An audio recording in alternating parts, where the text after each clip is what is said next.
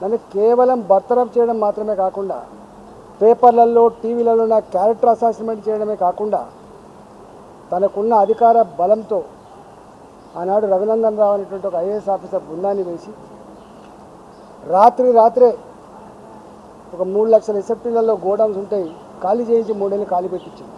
రాత్రే నాకు ఒక ఫీడ్ ప్లాంట్ 78 కోట్లతో కట్టుకున్న ఫీడ్ ప్లాంట్ పొల్యూషన్ సర్టిఫికేట్ లేదని చెప్పి సీజ్ చేసి వందలాది మంది దళితుల్ని పెట్టి రోజు ధర్నాలు పెట్టించిండ్రు, షెడ్లు కూలగొట్టించిండ్రు.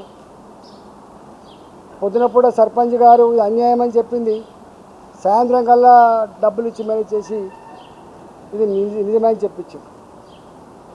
నెలల తరబడి అక్కడిని అడ్డబెట్టించి ఇప్పుడున్న మాజీ మంత్రులతోటి ఇప్పుడున్న మాజీ ఎమ్మెల్యేలతో అడ్డబెట్టించి ఆయన చేయని పని లేదు.